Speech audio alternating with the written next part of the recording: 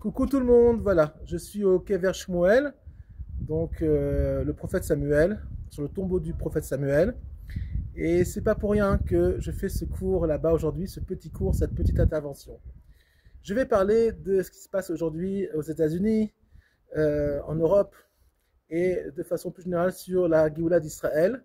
Pourquoi Shmuel? Ben, Shmuel, tout simplement, c'est celui qui a oint David. Et on pourrait l'appeler le prophète de la Géoula, puisque c'est lui que Dieu va choisir pour aller chercher David et le faire roi. Alors, il faut comprendre une chose, c'est que tout ce qui se passe actuellement à New York avec l'élection du clown de service, du Haman de service qui a été élu à New York, tout vient d'Akadosh Baruch Hu.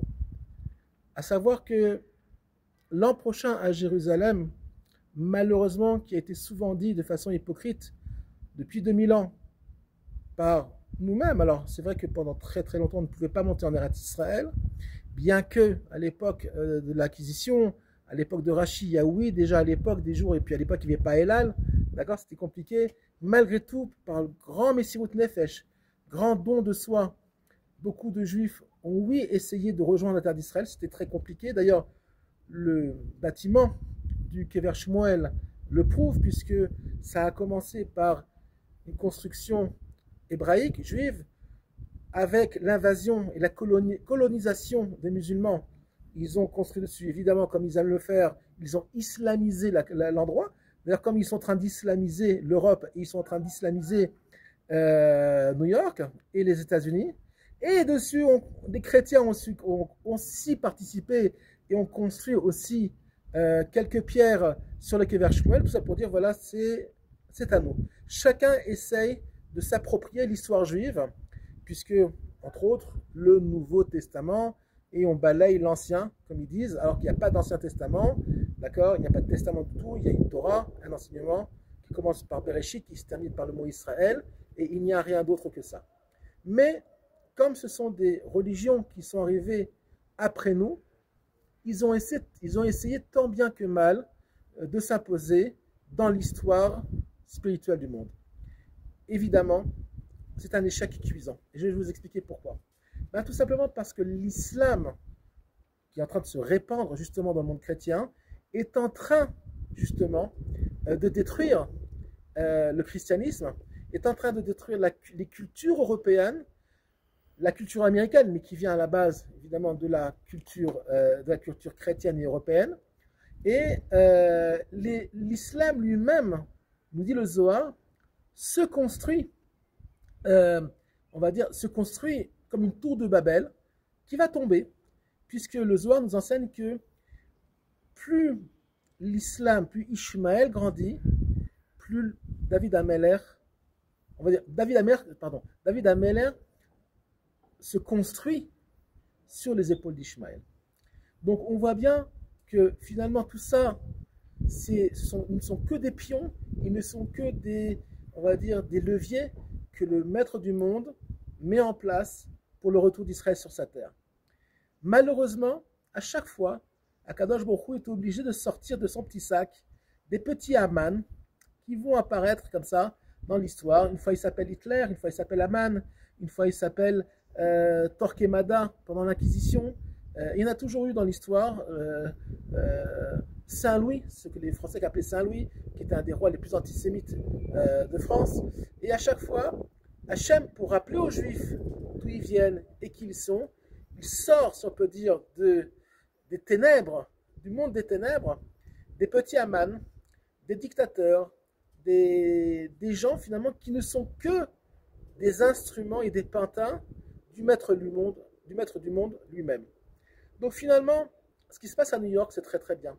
Et ce n'est pas un hasard que ce soit la ville de New York. Pourquoi la ville de New York? Ben, c'est la plus grande ville juive de diaspora du monde.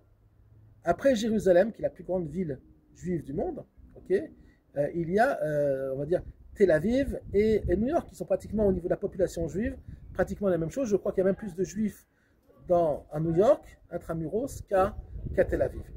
Donc finalement, même si des juifs new-yorkais ont voté pour le nouveau maire de New York, il faut comprendre que ça ne servira à rien, parce qu'il ne leur rendra pas la pièce. L'islam est conquérant.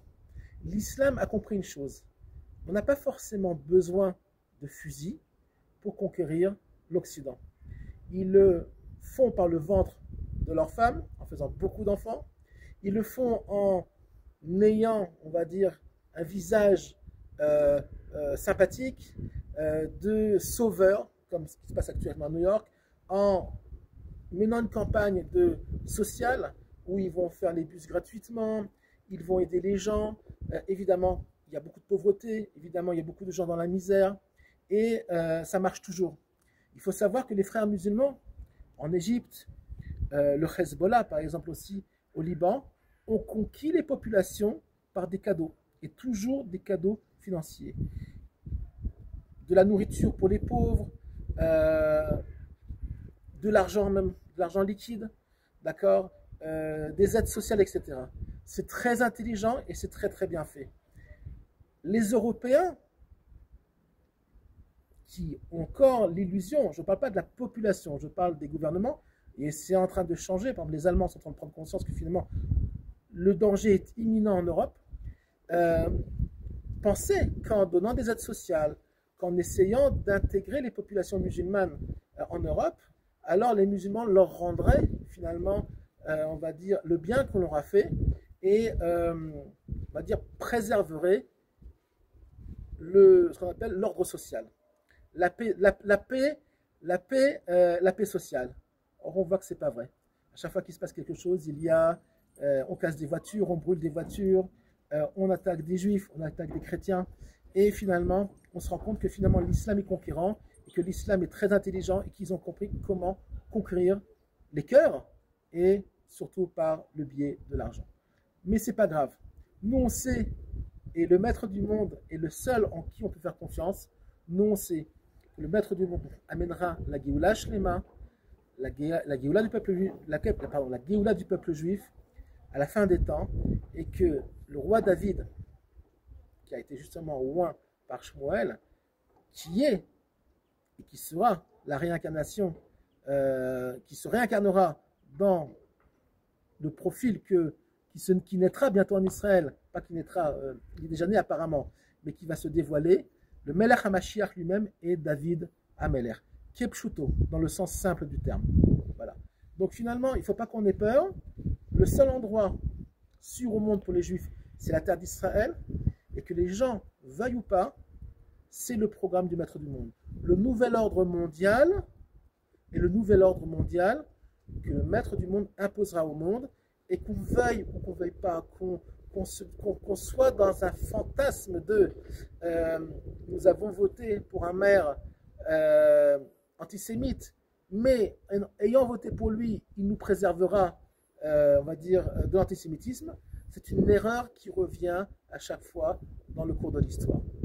Malheureusement, à chaque fois il y a des bains de sang, à chaque fois il y a des pleurs, à chaque fois il y a des déceptions, à chaque fois il y a ce qu'on appelle Arbe Tzipiot, après Arbe Arzavot. Il y a beaucoup d'espoir pour ceux malheureusement qui mettent leur espoir dans autre chose que le Maître du Monde, et surtout après beaucoup de déceptions.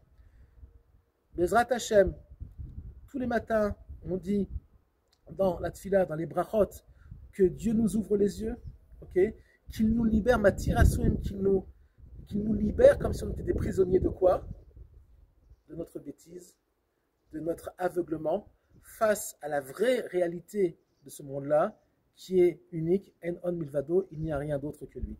À très bientôt pour une autre vidéo.